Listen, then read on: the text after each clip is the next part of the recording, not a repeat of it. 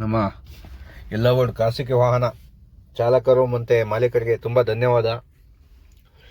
ನಾವಿವತ್ತೆಲ್ಲ Ola Uber company ಎಲ್ಲ ಕಡೆ duty ಮಾಡ್ತಾಯಿದ್ದೀವಿ. ಡ್ಯೂಟಿಗಳು ಸರಿಯಾಗಿ ಸಿಗ್ತಾಯಿಲ್ಲ. ನಮ್ಮ ವೈಟ್ ಬೋರ್ಡು ತುಂಬಾ ಬಳಕೆ ಆಗ್ತಾಯಿದೆ. ಏರ್ಪೋರ್ಟು ಮತ್ತು ಕಂಪ್ನಿ ಸಿಟಿಲೆಲ್ಲ ಕಡೆ ಇವಾಗ ಎಲೆಕ್ಟ್ರಿಕಲ್ ಗಾಡಿ ಕೊಡಿ ಅಂತಾರೆ. ಆದರೆ ವೈಟ್ ಬೋರ್ಡೇ ತುಂಬ ಇದೆ. ಎಲ್ಲ ಬೋರ್ಡ್ ಒಂದು 10% ಇದೆ. ಆಲ್ಮೋಸ್ಟ್ ಬೆಂಗಳೂರಲ್ಲಿ ಅಷ್ಟೇ ಅನಿಸುತ್ತೆ. ನಮ್ಮ ಸಂಘಟನೆಗಳು ಅಲ್ಲಿ ಇಲ್ಲಿ ಸ್ಟ್ರೈಕು ಅದು ಇದು ಬನ್ನಿ ಅಂತೀರ, ನಾವು ಬರ್ತೀವಿ. ಅದರಿಂದ ವಿಚಾರಕ್ಕೆ ಯಾಕೆ ಮಾಡ್ತಾ ಇಲ್ಲ, ವೈಟ್ ಬೋರ್ಡ್ ಯಾಕೆ ಸ್ಟಾಪ್ ಮಾಡಿಸ್ತಾ ಇಲ್ಲ ಗೊತ್ತಾಗ್ತಾ ಇಲ್ಲ.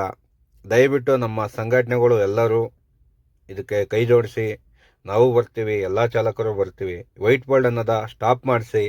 ನಮ್ಮ ರಾಜ್ಯ ಸರ್ಕಾರಕ್ಕೂ ದಯವಿಟ್ಟು ಮನವಿ ಮಾಡ್ತಾಯಿದ್ದೀವಿ. ಈ ವೈಟ್ ಬೋರ್ಡ್ ವಾಹನ ಖಾಸಗಿ ವಾಹನ ಆಗಿ ಬಳಕೆ ಮಾಡ್ತಾ ಇದ್ದಾರೆ. ಇದ್ರ ಬಗ್ಗೆ ಗಮನ ಕೊಡಿ. ಮತ್ತು ನಮ್ಮ ಪೊಲೀಸ್ ಇಲಾಖೆ RTO ಅಧಿಕಾರಿ ಸಾಹೇಬರು ಯಾರೇ ಆಗಲಿ, ಈ ಬೆಂಗಳೂರೊಳಗಡೆ ತುಂಬಾ ವೈಟ್ ಬೋರ್ಡ್ ಬಳಕೆ ಆಗ್ತಾಯಿದೆ. ಇದ್ರ ಬಗ್ಗೆ ಸ್ವಲ್ಪ ಗಮನ ಕೊಡಿ. ಯಾಕೆಂದರೆ ಇವತ್ತು ನಮ್ಮ ರಾಜ್ಯ ಸರ್ಕಾರ ತುಂಬಾ ನಷ್ಟವೂ ಆಗ್ತಾಯಿದೆ ಈ ಥರ ಬಳಕೆ ಮಾಡ್ತಾ ಇರೋದ್ರಿಂದ. ಟ್ಯಾಕ್ಸ್ ಇಲ್ಲ, FC ಇಲ್ಲ. ಆ ಅಮೌಂಟ್ ಎಲ್ಲ ಬಂದರೆ ನಮ್ಮ ರಾಜ್ಯ ಸರ್ಕಾರಕ್ಕೆ ಬರಬೇಕು. ಆದರೆ ಯಾವುದೂ ಕಟ್ಟೋದೇ ಇಲ್ಲ ಅಂದ್ರೆ ಎಲ್ಲಿ ಬರುತ್ತೆ? ಏನೋ ಎಂತ ಗೊತ್ತಿಲ್ಲ. ನಮ್ಮ ಕರ್ನಾಟಕದ ಎಲ್ಲ ಬಡ ಚಾಲಕರ ಜೀವನ, ರೋಡಲ್ಲಿ ಜೀವನ ಮಾಡ್ತಾಯಿದ್ದೀವಿ, ಗಾಡೀಲಿ ಮನಗ್ತಾ ಇದ್ದೀವಿ. ಟೈಮಿಗೆ ಕಡೆ ತಿನ್ನೋಕೆ ಅನ್ನ ಇಲ್ಲ.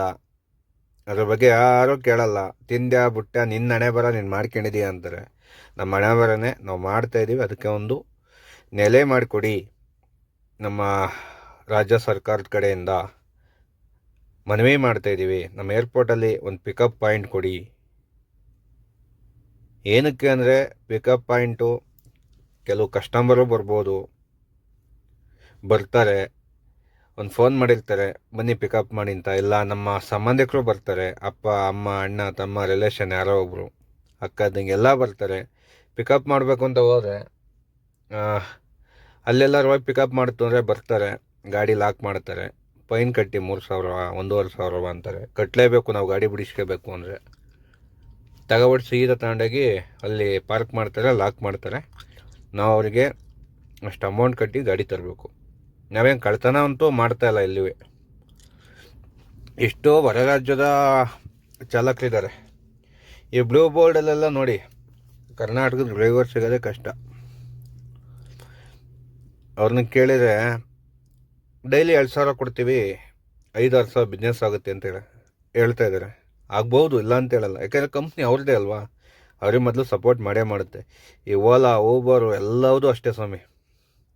ಮುಂಚೆ ಓಲಾ ಊಬರಲ್ಲಿ ಒಂದೂ ಗಾಡಿ ಇರಲಿಲ್ಲ, ಅಟ್ಯಾಚ್ಮೆಂಟ್ ಗಾಡಿ. ಇವತ್ತು ಸಾವಿರಾರು ಗಾಡಿಗಳಿದ್ದಾವೆ. ನಮ್ಮ ಅವಶ್ಯಕತೆ ಇವತ್ತಿಲ್ಲ. ಟ್ಯಾಕ್ಸ್ ಕಟ್ತೀವಿ, ಓಲಾದವನಿಗೆ ಊಬರ್ ಅವನಿಗೆ ಪಾರ್ಕಿಂಗ್ ಚಾರ್ಜ್ ಕೊಡ್ತೀವಿ, ಎಲ್ಲ ನಾವು ಕೊಡ್ತೀವಿ. ಆದರೂ ನಮ್ಮನ್ನು ಲೂಟಿ ಮಾಡೋದು ಬಿಟ್ಟಿಲ್ಲ.